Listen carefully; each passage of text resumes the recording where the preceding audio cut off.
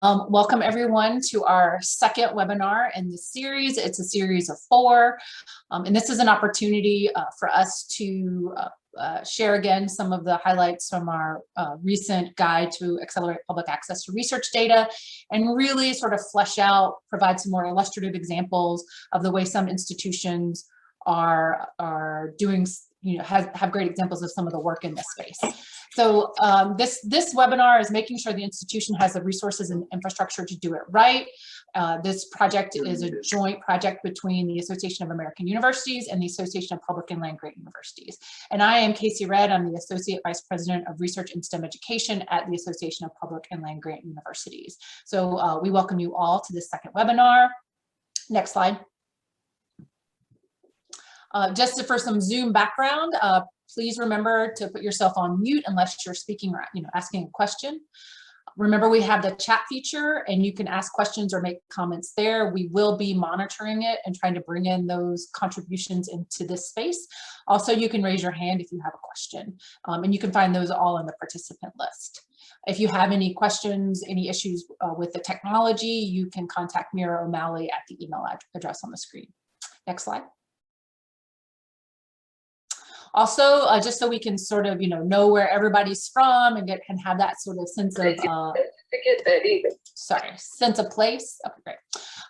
If you could rename yourself in the participant list to include your institution, that would help.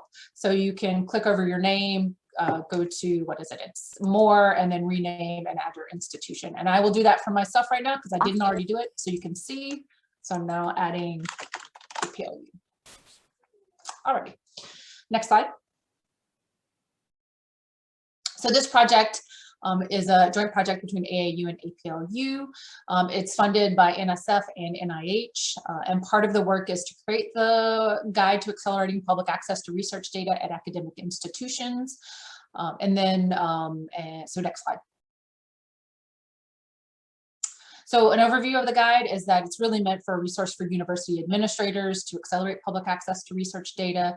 It articulates the value of doing this work and how it aligns to the research mission of institutions. And it really has it has 3 parts. One, a description of recommendations, initial actions you can take, and examples from other campuses. Next slide. Just to go a little bit deeper into what's in the guide. First, it really has 4 main parts. The first part is framing a campus initiative to accelerate public access to research data. And this one makes the case for why it's important and how this is really going to require culture change, which requires a systemic approach, a sustained approach to really to change the culture around data sharing.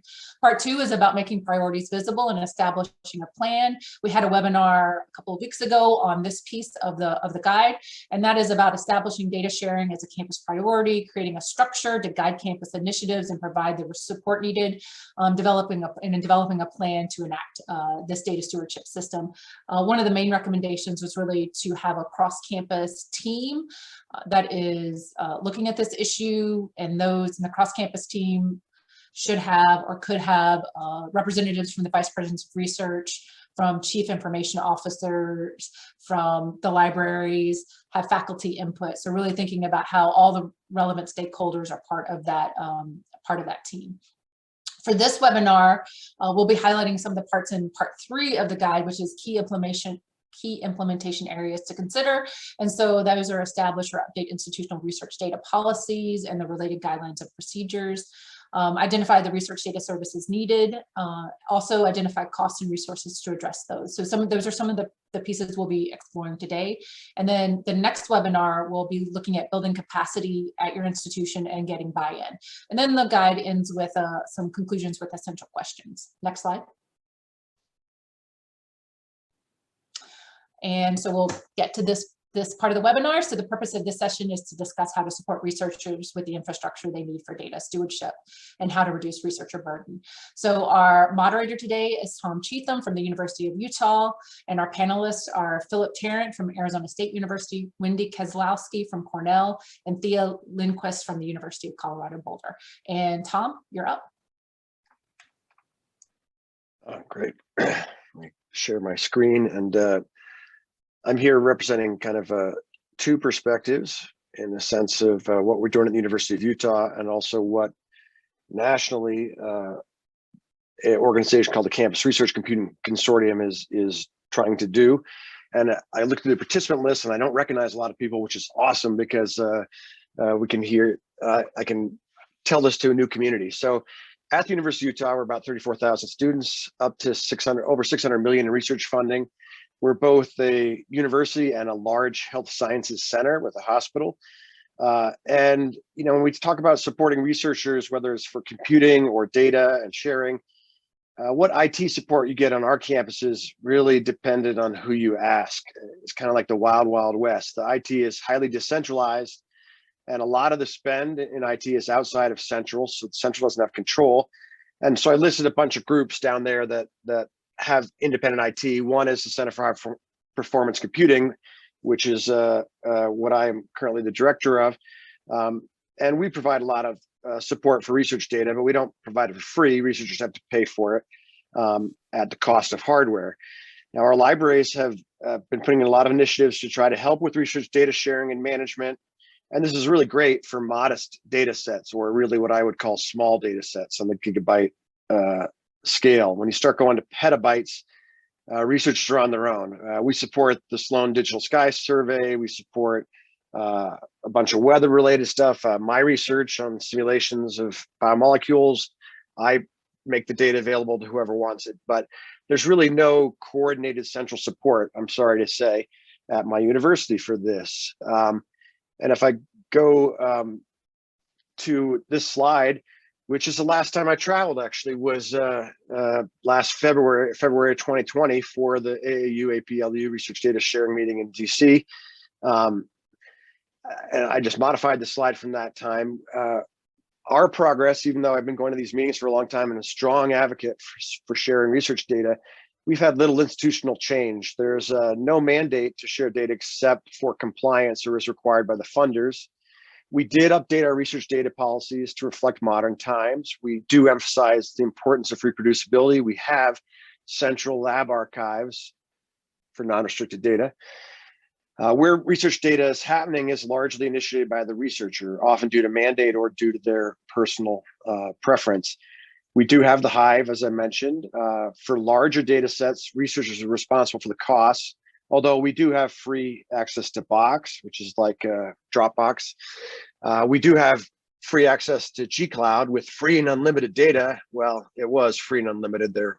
Google's restricting that now. We have got to go down to a set limit. We're at 4 petabytes. We have to go down to 1.5 within a year and a half. You can buy hardware at cost, and we'll run it for you at our Center for High Performance Computing, which is great, but researchers don't want to pay to keep their archive, let alone a backup of their data. Data management for security, integrity, compliance is very mixed. There's a lack of awareness. We need more training. We need enforcement of our policies. And we also don't have, we do have a protected environment for restricted data, but we don't follow the acronyms like CMMC, NIST 800, 171, FISMA, CUI, DFARS, not because it's a technology limitation, it's because it's a personnel auditing process issue. And kind of like the guide says with research data sharing, you really got to get a community together and steward the process through among the different stakeholders. Just a picture of the Hive. This is available for small data sets, but the library only gets about 0 to 3 deposits a month. It's not very widely used. And not only spent some more time in the Campus Research Computing Consortium. Oh, I didn't realize it was done in the blow-in way, so I'm going to blow through it all the way through. So Campus Research Computing Consortium is a group of research computing professionals that's trying to advocate for the career. So if you think about technology and how it's getting more and more complex, and research across all domains is starting to use data and computing to support their research, there needs to be people that kind of span between the researcher and the technology. And so we're a group that's trying to advocate for that. And in the figure on the right, you can kind of see the 3 things. One of the things is we formed this people network, which is like a year-round virtual conference. It's also on YouTube. that has various facings, which are professionals that span between the researcher and the technology. It could be a data-facing person, a researcher-facing person, a systems-facing person.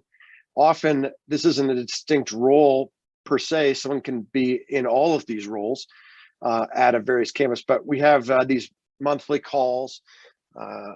In data-facing, it's about sharing data and data management, data analytics, and so forth. And then, so that's the people network and anybody can join. And we're creating some new tracks you can see there below. We also have working and interest groups. A working group is a group that has a defined timeline and a product that will emerge from it. And an interest group is really an interest group. Operations group keep us running.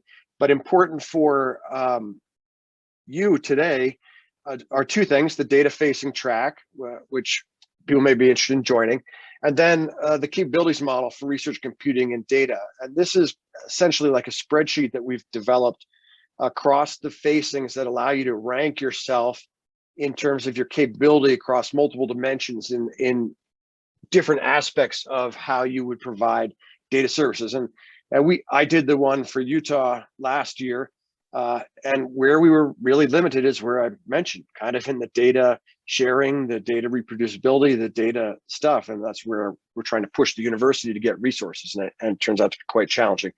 For more information about CARC, see carc.org, or the working groups, or how to join if you want to join. And I'll stop there so we have more time for questions. And I'm going to one more slide.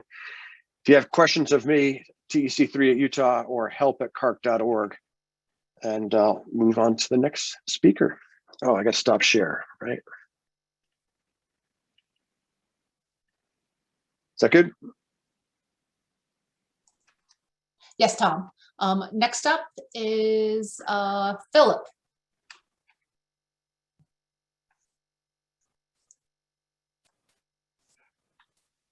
Hi, good morning, everybody. Can you see my screen? Yes, we can see your screen. Okay, cool. Yes, good morning, everybody. My name is Philip Tarrant. I'm the Research Data Management Officer at Arizona State University. I have been at Arizona State since 2002. I went to the university as a mature student and never left. And have a history and background in research data management through the LTER, Long-Term Ecological Research Network. ASU has a large research university, but not only is it a large research university, it has grown very, very quickly. And it actually doubled its research expenditures over the last decade. And this has created a challenge for us, similar in some respects to the one that Thomas alluded to. It's a large research university that looks like 50 small businesses, and there are people doing their own things. And so consequently, the university has made a couple of decisions.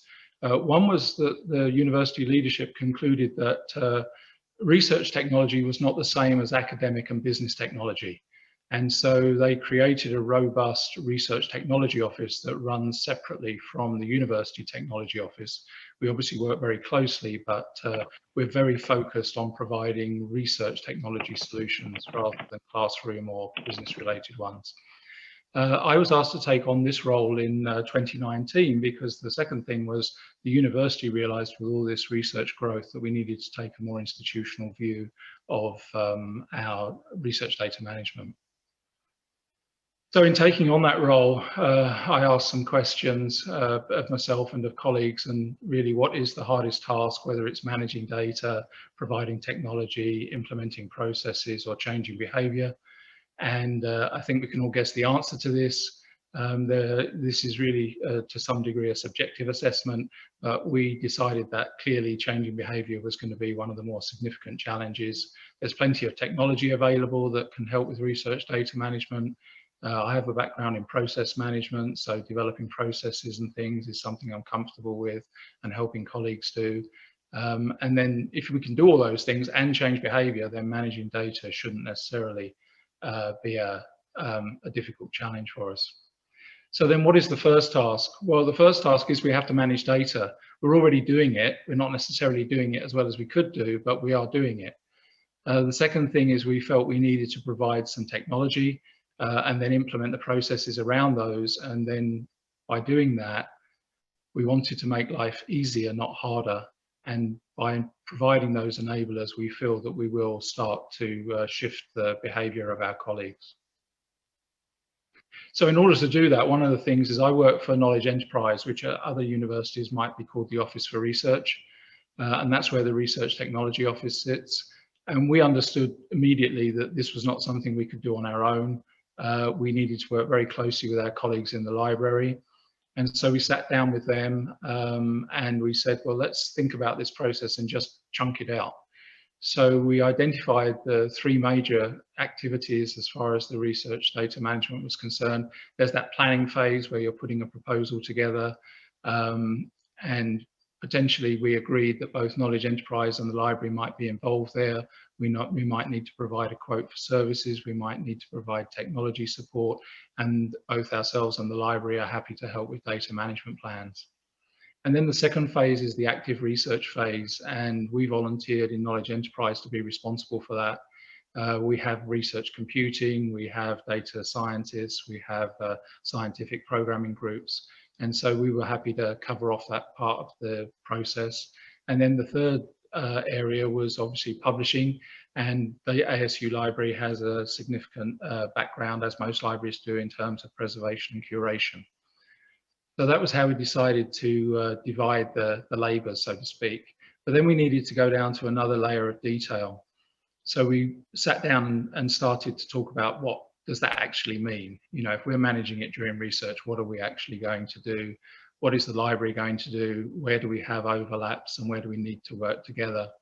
And then, you know, what was it we were going to be asking our colleagues to do in the research community and academic units? And then we went down to another layer of detail and we determined, so who's going to be accountable for all this stuff? Who's going to take responsibility for getting things done? Who do we need to make sure is consulted? And who just needs to be kept in the loop so they are informed about what's going on? And then we put together a roadmap for how we were going to do this and the key things that we felt we wanted to achieve over the next couple of years. This is the second iteration of that roadmap. It's been updated recently. It indicates where maybe decisions are required, investment might be required. It indicates the things that the library hope to do, the things that Knowledge Enterprise hopes to do, and then the things we're planning to do together. And that resulted in a formal partnership agreement. We're just about to sign off the third iteration of that. That partnership agreement really just sets out, almost as an MOU, the activities that Knowledge Enterprise plans to cover off and those that are going to be covered off by the library. And this document is it's a negotiation. So we've acknowledged both within the library and Knowledge Enterprise that situations may change, circumstances may change, resourcing levels may change, and consequently revisit this document every year prior to the budgeting cycle in order to equip each unit with the agreement that they need to go forward and argue for funding. And so a lot of universities have a system that might manage the fundamentals of a research contract. You know, we at ASU have a system we refer to as the Enterprise Research Administration System. You know, it's where people create grant proposals, it's where they get submitted, it's where finances are reconciled, you know, reports have to be done to the funding agencies during the course of a research project. But we've also acknowledged that there needs to be a research information management system that underlies that allows people to actually manage the data over that same period. The idea being, if those activities are done during the life of the project, then publishing data and metadata becomes much easier. And so last year, ASU took two major steps. One was we purchased an enterprise license for lab archives. It's typically referred to as an electronic lab notebook. We're trying to drop the lab and refer to it as an electronic research notebook, but it provides a space for people to work, to actually document what they're doing, to keep track of data, to manage their methods, their protocols, lab and field notes, so on. And then the ASU library updated their institutional data repository using Dataverse. And so we now have a new data repository based on that technology. And so we feel those are the two of the major pieces of technology in place now, and we're building the processes around those. The other thing we did last year was we issued a significant survey. This is just one answer, and I put it in because I think it's relevant. It was about 27 questions. We had about 700 responses. And one of the things that was significant was that, one, our colleagues were telling us that they needed help in a number of technology spaces, and two, they were willing to pay for that or budget for that in a grant, dependent on cost. So if we could provide those services at a sensible cost, they would be interested in including them in their grants. And we've started doing that. We have several grants now where we've priced in services based on the responses to this survey. This is something that I really just keep track of and update twice a year. This is really a communication tool. Phil, this is just your 30-second warning? Sure. This is a map of our space. We have some services which we now think are sustainable. We have other services where we feel like we're developing capabilities and capacity. We have some where we're just trying to get a better handle on what they are. And then we have some gaps. And so we update this periodically. And so if you're not aware, ASU has been voted #1 in the US for innovation. So we feel like we have an innovation opportunity here. And the current priorities we have is inserting ourselves earlier in the pre-proposal phase, growing a research data solutions team, which we've started doing, collaborating with anybody and everybody, because we're all trying to solve a common problem. And so we're collaborating with Penn State on some work at the moment. We're working with our 2 sister universities in Arizona on common data management and access policies. We're developing curriculum, including academic curriculum. We have a research data management class that we've taught every year for the last 4 years. And we're also implementing an internal data catalog to improve discovery. We have concluded that there are lots of colleagues that probably have data at ASU, some of which may have been purchased and could be shared. And so we're using the Dataverse in implementation, and we're creating an internal version of that Dataverse so that colleagues can come and see what data is available that colleagues might be able to share. And as I say, our goal is to make life easier. And I'll stop sharing.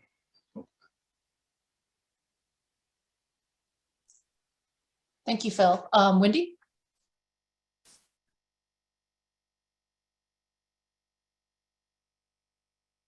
Hello, let me try that again, unmuted. So I'm Wendy Kozlowski. I am the data curation specialist at the library at Cornell University, and I also coordinate our research data management service group, which is a mouthful. I'm going to refer to it as RDMSG from here on out. I know when we talked about putting together this webinar, we were asked to kind of try and address 3 issues around how we reduce burden, how we build awareness, and how we think about costs in this space around research data management. Given my role, I'm really going to focus on the first 2 of the 3 of those, and primarily around the efforts of the RDMSG. But I thought it might be useful to start with a little bit of kind of history and structure of that particular group.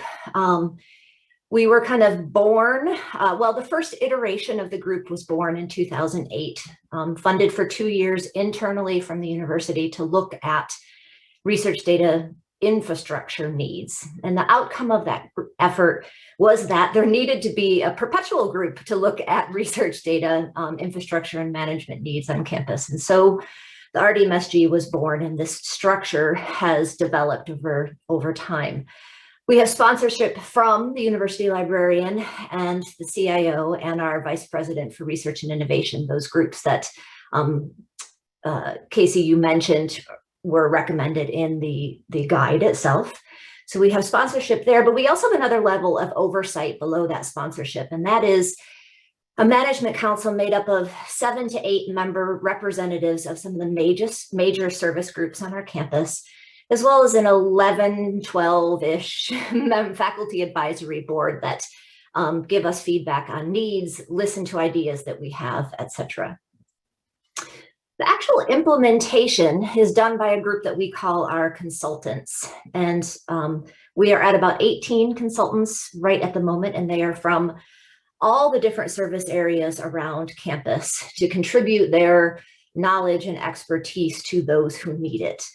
they sometimes break out, we sometimes break out into additional kind of subgroups for particular efforts. And I'm going to talk about some of these today.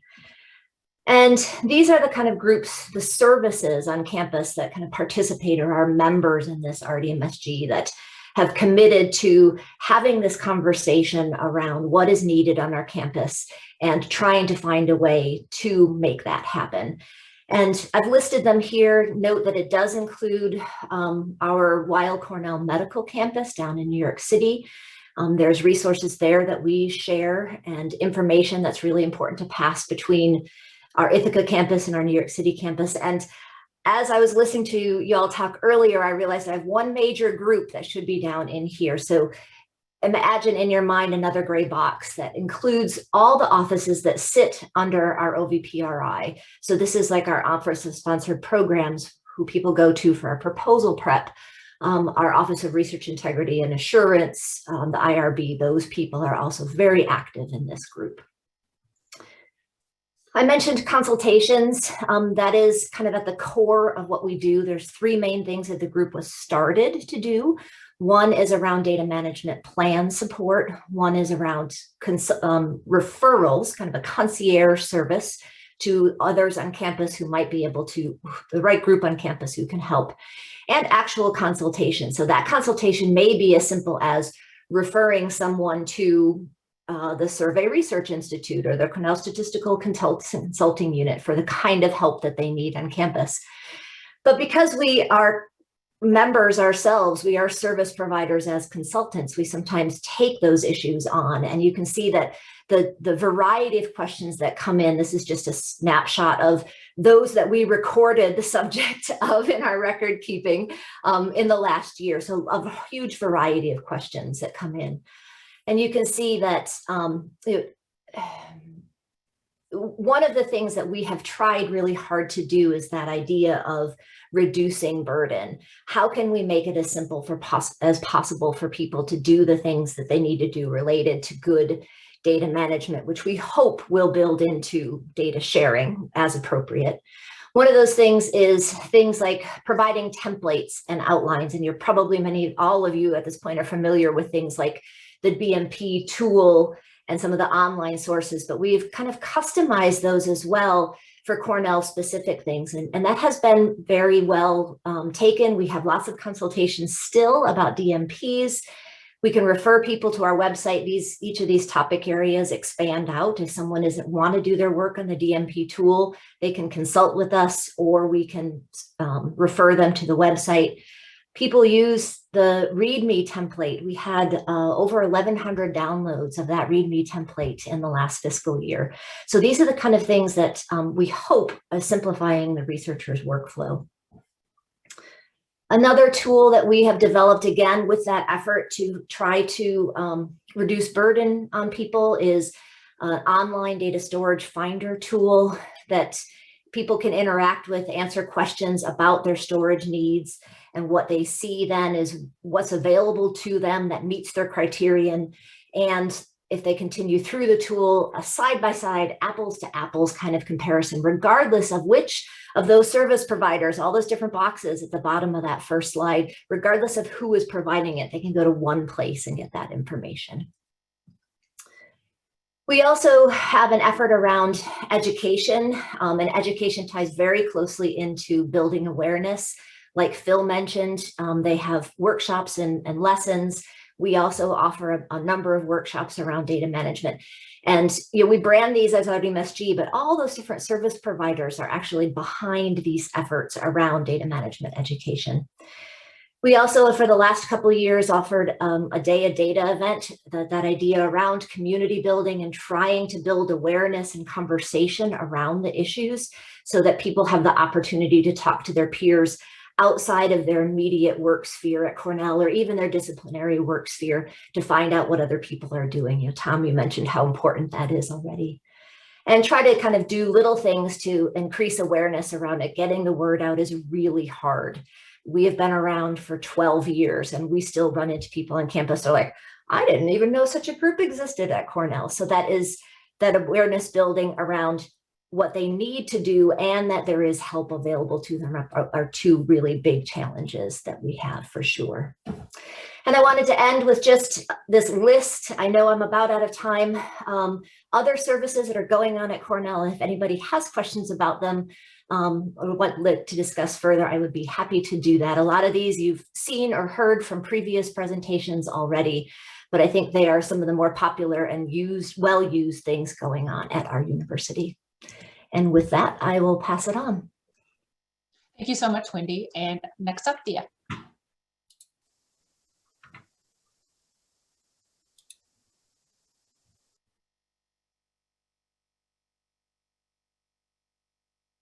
Dia, you're muted.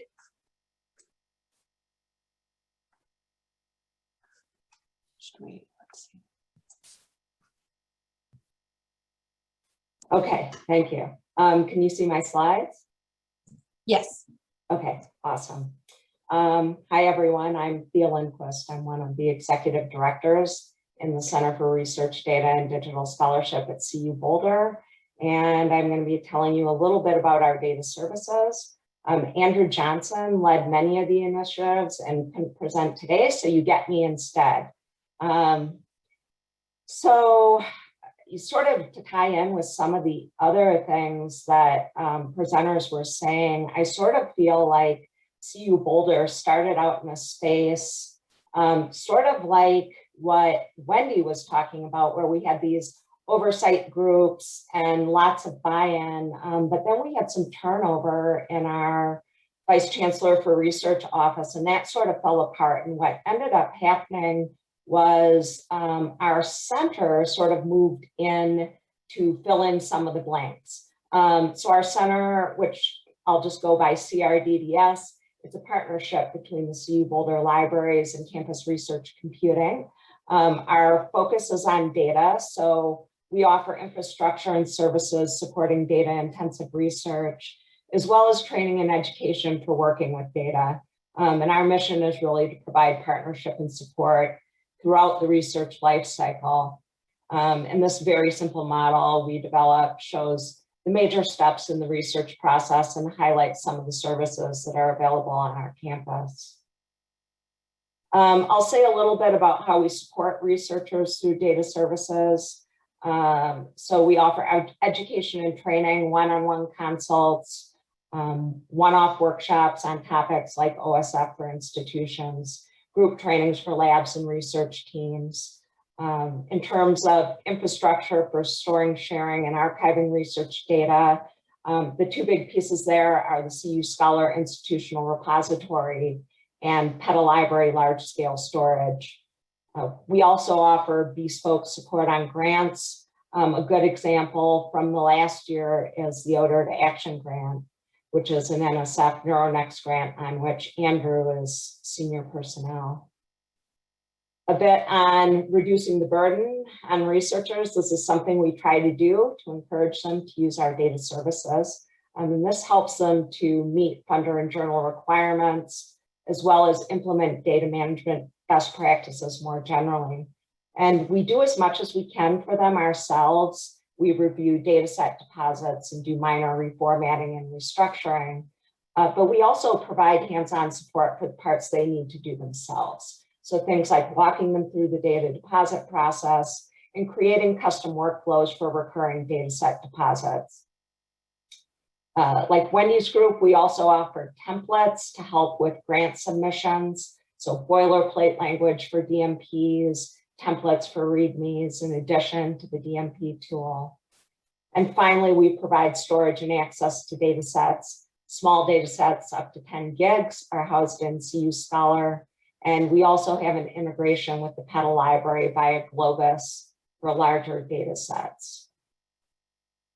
In terms of building awareness, there's a few things that we do, and I'd say that word of mouth is a really big one for us. That's how we got involved in the Odor to Action grant.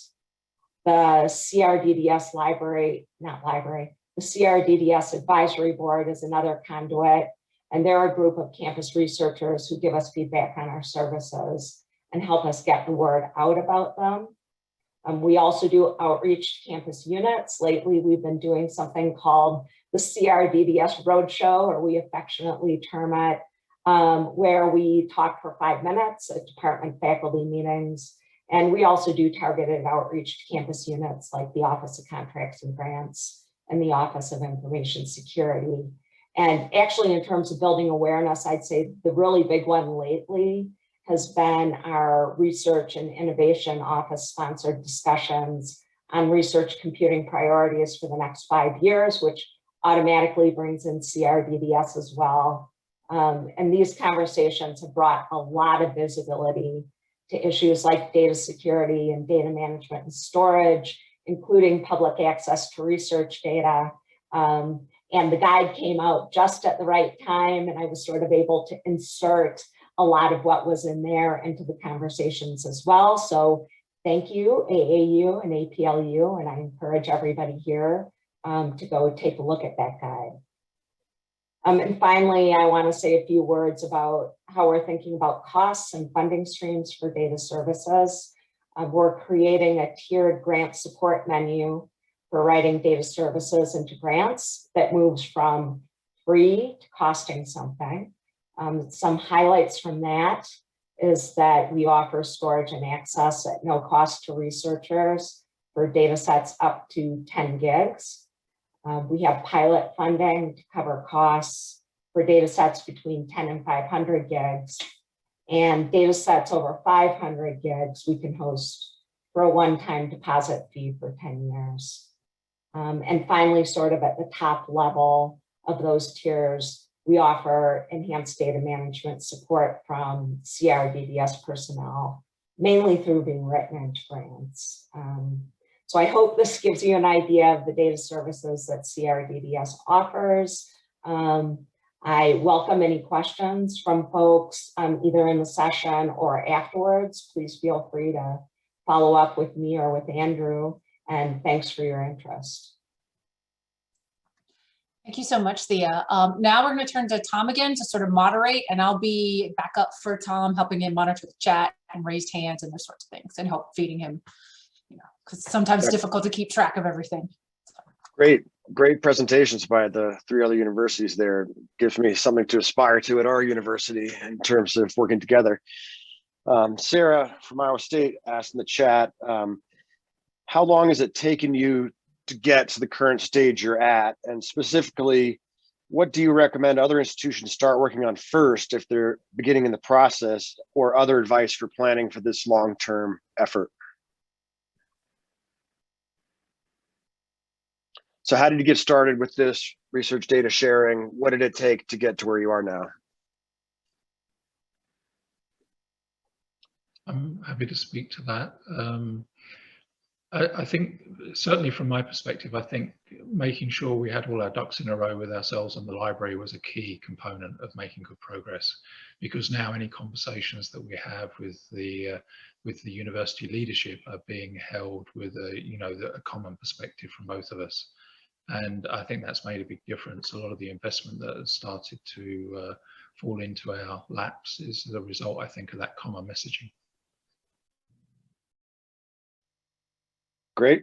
Any of the other panelists want to comment? Wendy or Thea? I guess it's a hard one for me to answer because our group, first of all, it did begin before I started. It was here for about a year before I came to Cornell, and it was very internally driven at the time. And remember, 12 years ago there was no DMP requirement. As the RDMSG was formed was when NSF first began in 2011, those first requirements. So it was very natural for us to have that focus. And I think having, like Philip said, having a focus and a plan for chunks that you want to accomplish, because it's very easy to run into roadblocks that would kind of stop things dead. At the same time, I do think it's really important to have not just those that are working on that immediate piece that you're focused on in the room, to know what the bigger picture is as far as the goals of the university. And I think that's something that's really helped us at Cornell, is having all these voices at the table with equal empowerment to well, at least at the consultants group, with equal empowerment. I don't know at the administrative level whether they all feel that way or not, but this concept that everyone's voice is important, and that their research needs are speak to the university, or are important to the university as a whole. I don't know what specifically to start with, other than perhaps this idea of clear communication across those units being really, really important. Yeah, I'd say at CU Boulder, this has been a story that's been going on for about 10 years now, that there was a task force 10 years ago where the libraries, our Vice Chancellor for Research Office and OIT got together, got some of those groups going, sort of like the ones that Wendy described at Cornell, and then a key player was no longer in that position, and then the whole thing sort of fell apart. So I think, you know, and CRDDS, thankfully, like about that time, we were able to get it going, and we were able to move into space to keep a lot of those initiatives going. But we sort of didn't have that same group of cross-campus partners that have been available to us earlier. And so I guess one of the lessons I take from that is that when you do have the cross-campus groups, that to involve people below the highest levels, just so that doesn't happen to you, that you have a really great structure in place, and then, you know, it ceases to function because you lose some folks. Another thing I would say is that, you know, listen to what the researchers are telling you you need, but also monitor what's going on in the grant and funder space. And between those two things, you can usually tell like what the most important pieces to focus on are. And then just don't let the perfect be the enemy of the good. So, you know, we can and should strive for perfect fair data, but we shouldn't let that be a barrier to starting work in this space. Fantastic. Another question that came up in the chat is talking about how do you support these resources that you have at universities in terms of funding sources, at operation grants, library funding, F&A, where's the funding come to support these broad efforts?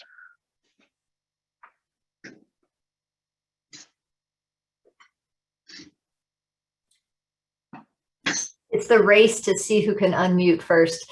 Yes. Like I said, I can't speak a whole lot to that at the university. I can speak to how our group functions. The consultants contribute their time and expertise to the immediate efforts of our group.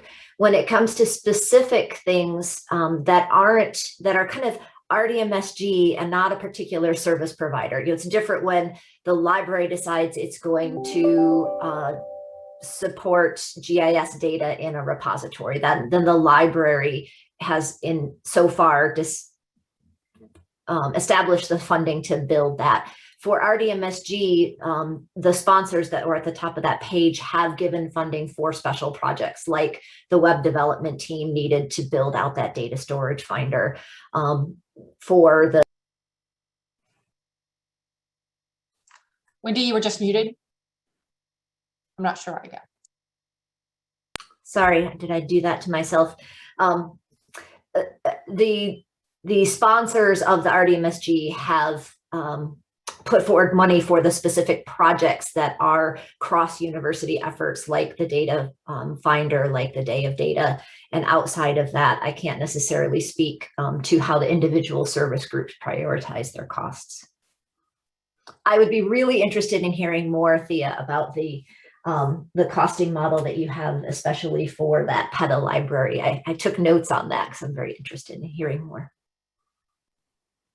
Yeah, so the services I talked about are all out of the center, and the way our center is funded is from libraries and research computing.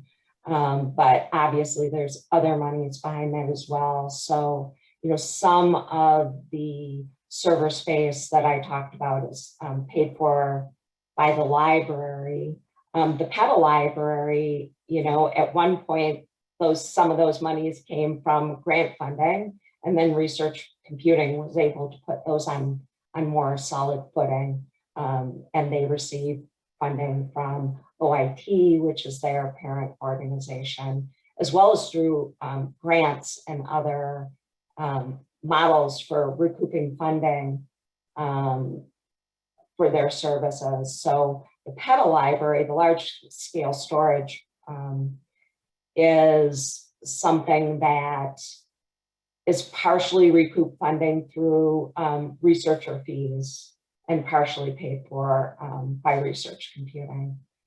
And, you know, I should throw in there and mention too that these Rio sponsored discussions that we've been having lately, that we have a lot of hope there, both especially in terms of collaboration between units on campus, but there is the possibility to get money too from that process for special projects.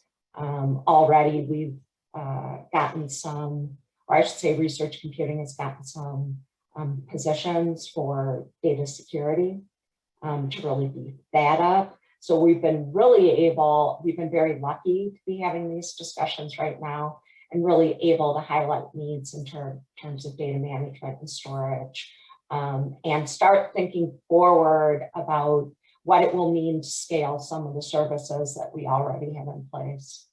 The enhanced or sort of bespoke services where our personnel are working on grants or creating custom workflows, at that level, they need to be funded out of grants from researchers and written in.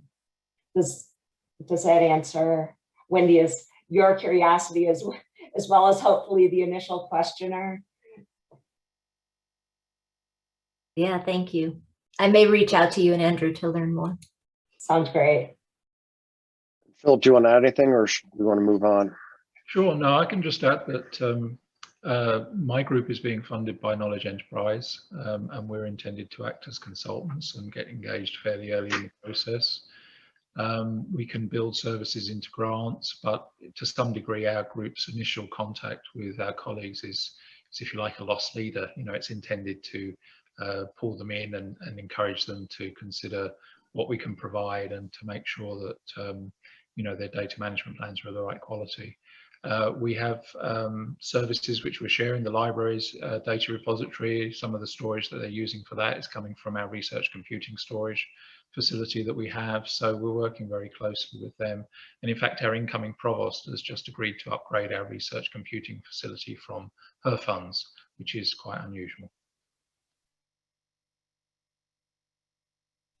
Great. I'll say at the University of Utah, for larger data like at Colorado,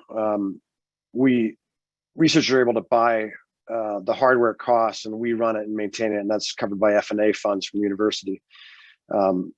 But you know, the libraries would love to do more, but they're challenged with increasing subscription costs and other things that their resources are spread pretty thin. So we really need to step up at my university to get to a better level of this kind of support. Now, I guess one question that came up is how do you retain the data?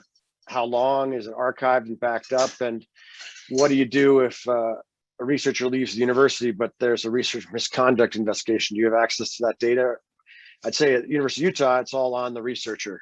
There isn't help from the university. I'd like to hear from the other panelists, perhaps.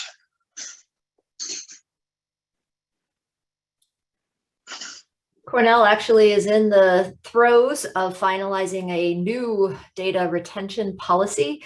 Does not yet, sadly, address openness, my personal opinion, not the university's, but it does specifically mention that when a researcher leaves the university, a copy of the data has to stay here per the university policy, as long as that doesn't violate any data use agreements or other overarching requirements that work on the data. I also just wanted to mention, Thomas, I think that big data thing is a very valid issue, especially at the point of sharing. You know, Cornell kind of has the same structure as you. There's 4 fee services around storage and analytics for really big data, but I don't know that we have the sharing of the really big stuff figured out yet. And I think that's something that would be really fun to discuss further, or I think those dialogues are happening, but to continue that conversation. Yeah, we are collaborating at the moment with Northern Arizona University and the University of Arizona to come up with a common data management and access policy. So that's similar to Wendy's point, that's an update. And again, you know, given that we have a common problem to solve, we're trying to see if we can come up with a common policy that is aligned across the 3 universities. And that will include information about retention, and it does include information about when somebody leaves the university. Yeah, I think a cross-campus group and putting together a research data access policy is one of the things we're really hoping for out of these Rio conversations. And then if we're lucky, out of that, an ongoing group to look at these issues. I think that does raise an interesting point, though, because you know, a lot of people, and myself included when I first started thinking about this, was that yes, we're going to have to retain the data forever. And in our survey that we sent out to our colleagues, some of them actually said that the data should be retained indefinitely. But the reality of it is that some data we may need to look at discarding them just out of practicality. You know, particularly if they're old data and you know, the tools to process them or visualize them are no longer available. So it's kind of the elephant in the room, but you know, maybe it's a conversation for another day.